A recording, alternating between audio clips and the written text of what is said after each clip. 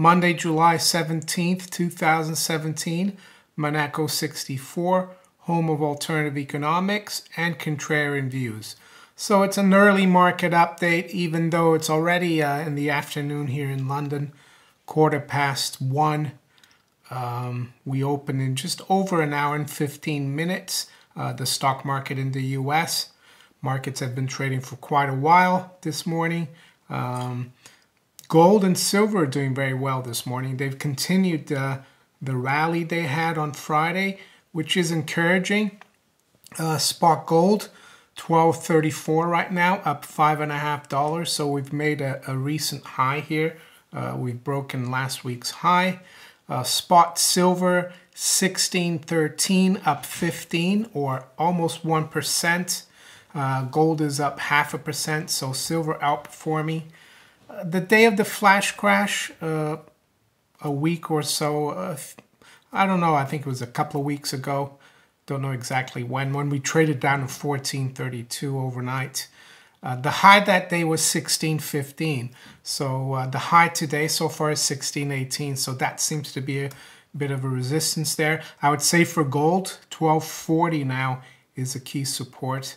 That was a support, important support on the way down in the last few weeks.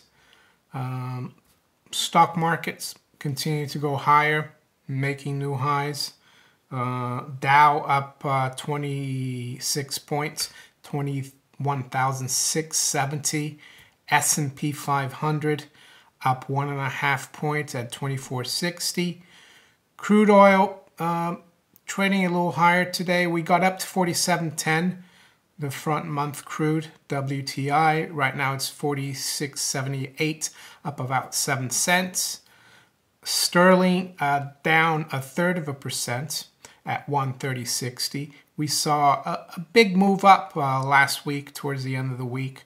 Pound was like below 129 and it got up to 130, above 131 late Friday, and overnight this Monday we got up to 131.14. So pound giving back some of its gains. The euro is virtually unchanged, 114.63. And the dollar weaker, nominally weaker against the yen, 112.42, down 11 pips. The low has been 112.34. A weaker dollar against the yen, of course, will continue to support precious metals, or should. What else is going on? Well, of course, yeah, the cryptocurrencies, they've had a big correction. Well, they've continued to come off. I'm not surprised, and if you've been listening to what I've been saying the last few weeks, that, Bitcoin, the moving averages and the long-term chart were looking, the market was overdone compared to the moving averages. And I said we have to consolidate or even come off. I said 2,000, maybe even 1,600. I said long-term, I'm still bullish and positive about cryptocurrencies. So I think we got down to around 1,800 yesterday in Bitcoin. Right now it's 2,008. So Ethereum 24-hour low has been 155 here according to World Coin Index. Right now it's at 165. So not surprised. Is this the end of the run for cryptocurrencies? I don't think so. I don't think there's many people that know about cryptocurrencies. The general public is quite blind about what's going on in cryptocurrency. Currencies is only a select few people, more younger people, maybe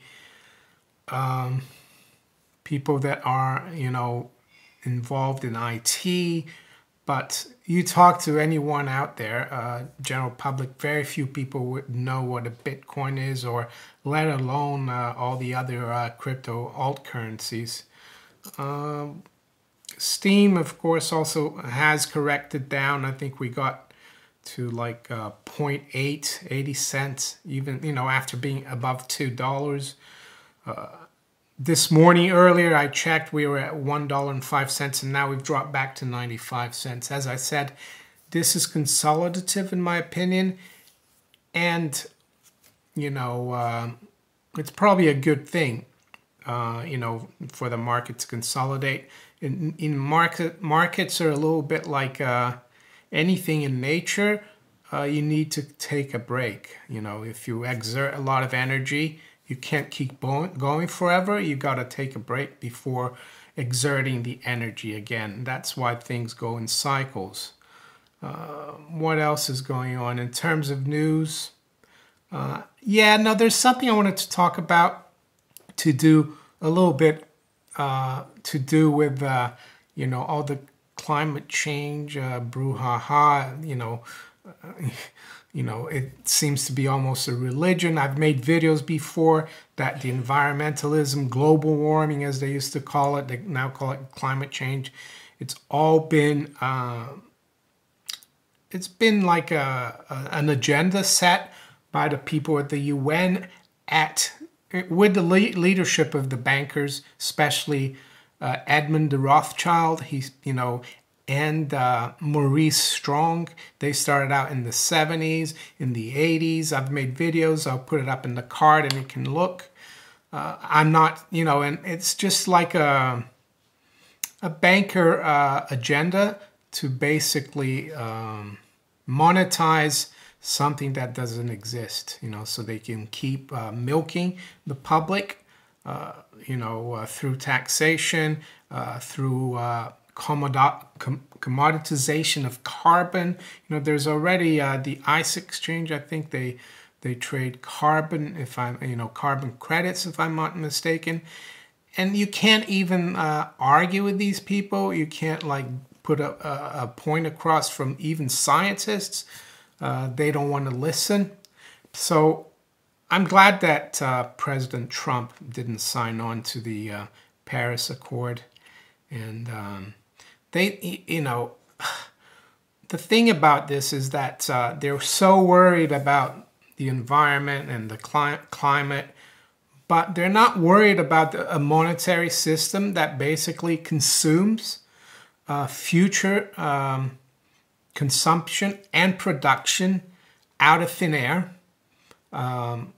who's in a system that's indebting our children, grandchildren, and it's going to, unless something happens to wipe out the debt, is going to keep them indebted for generations. I think that's more of a problem than climate change.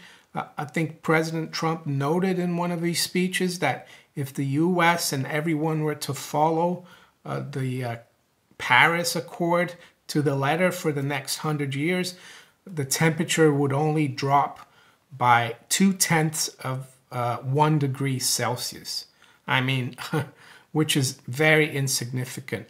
Am I saying that we should completely rape and pillage the planet? No. I think we should respect the environment, but we have to have a balance,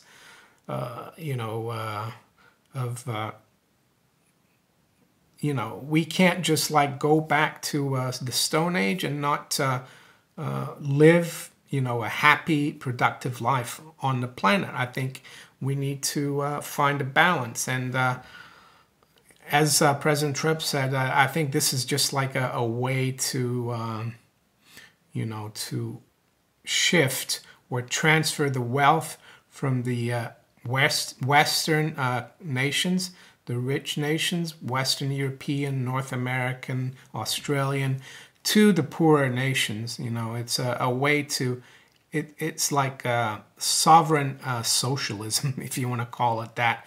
It's a welfare state for nations. And I think that's wrong, and I'm glad that he's taken the initiative. I know there's a lot of people out there who've been kind of brainwashed by this, and anything Trump does, they think it's horrible, but I actually think it's a good thing.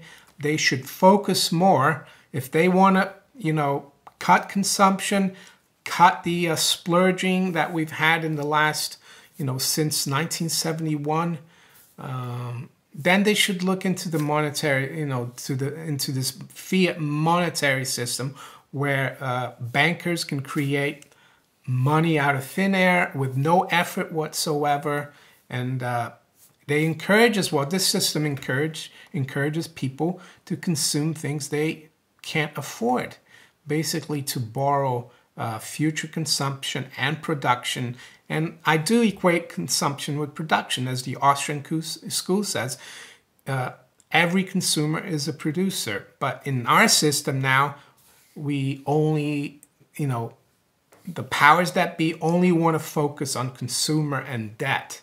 And how can that be good for the environment? So that's a much bigger problem in my opinion.